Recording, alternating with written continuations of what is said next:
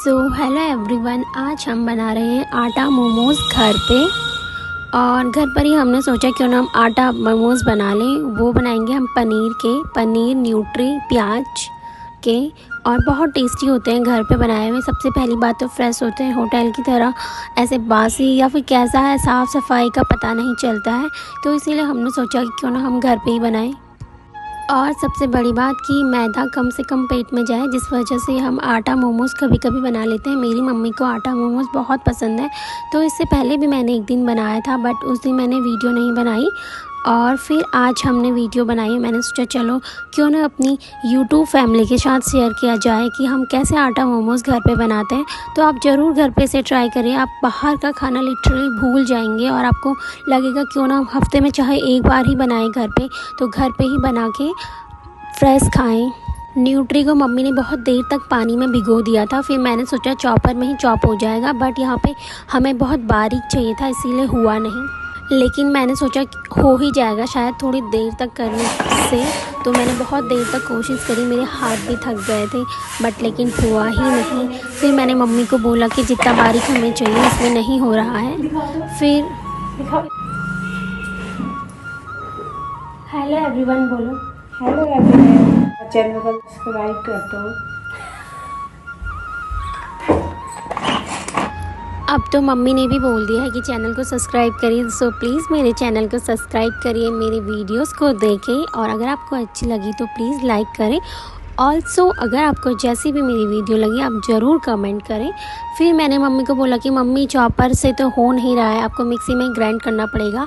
तो मम्मी ने कहा ठीक है, फिर जितना पतला चाहिए आपको नहीं हो पा रहा है तो मैं मिक्सी में ग्राइंड कर लेती हूँ। तो मिक्सी में ग्राइंड करने की मेरी एक स्टोरी है होली की। होली के टाइम पे हमारे घर पे होली थी, तो मैंने बहुत सारा चटनी, मम्मी ने भांग की चटनी बना रहे थे, मम्मी ने बहुत सारा चटनी मुझे बोला था चलो मिक्सी में 2 मिनट ग्राइंड करके आ जा।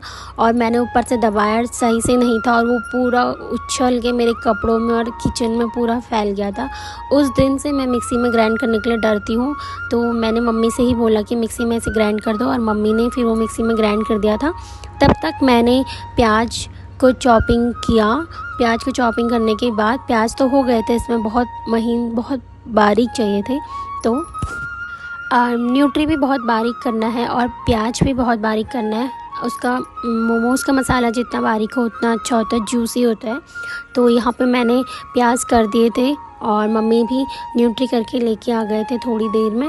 फिर उसके बाद मैंने किया पनीर कट, और पनीर को भी पूरा मैश करना पड़ता है, पूरा जैसे अभी मैंने बना रखा है वैसे बनाना है। और उसके बाद पनीर और न्यूट्री, और यहाँ पे हमने लहसुन और अदरक को भी इसमें थोड़ा सा कूट लिया, अदरक लहसुन और ये पनीर।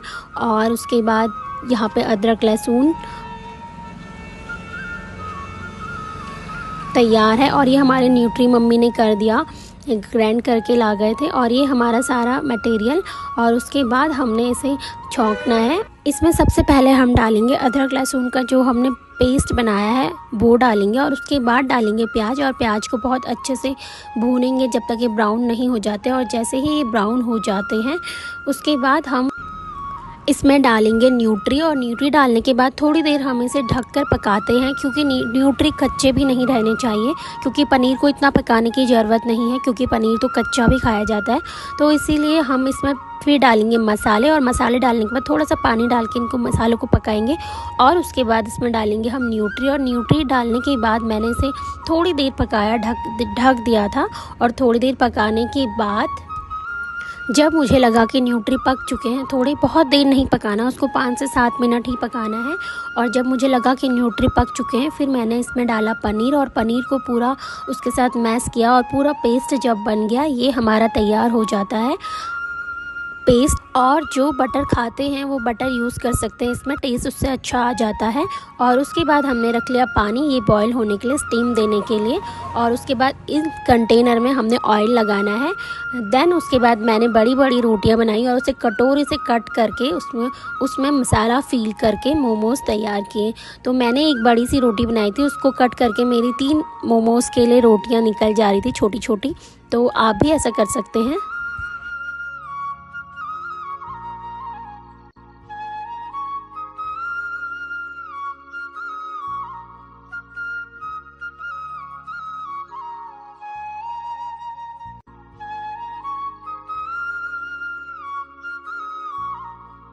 यहाँ पे मैंने बहुत बड़े मोमोज़ तो नहीं बनाए थे, बहुत बड़े तो नहीं बोल सकती, पर बहुत छोटे मोमोज़ भी नहीं बनाए थे, क्योंकि हम घर पे अपने यूज़ के लिए ही बना रहे थे।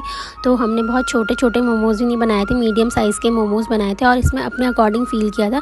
मैंने इस मसाले में ज़्यादा रखा है पनीर, तो हमारा टोटली पनीर का टेस्ट ज़्यादा आ रहा था, तो हमने उसी के अकॉर्डिंग किया। आप अपने अकॉर्डिंग, आप जितना बड़ा मोमोज़ बनाना चाहते हो या जितना छोटा बनाना चाहते हो, ये आपकी चॉइस है, तो आप ऐसे बना सकते हैं। और उसके बाद हमने यहाँ पे कंटेनर में मैंने उल्टे रखे थे, उल्टे बोले या सुलटे ये नहीं कह सकते, बट लेकिन मैंने जो आटे वाला साइड था मोमोज़ में, ज़्यादा आटे वाला, वो नीचे रखा था ताकि वो जल्दी पक जाए वो साइड।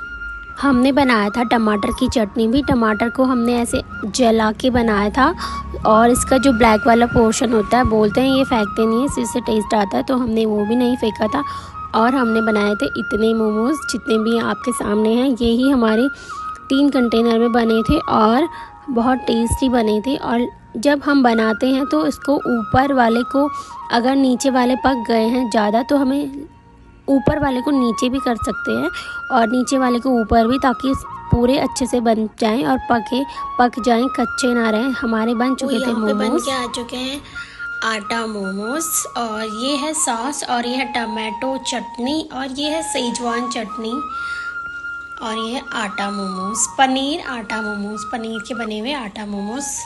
सो ये था मेरा आज का वीडियो। हमने बनाए आटा मोमोज, पनीर आटा मोमोज, और आपको भी मैंने रेसिपी बताई। और आपको जैसा भी लगा प्लीज़ कमेंट करिए, लाइक करिए, शेयर करिए। Thank you so much.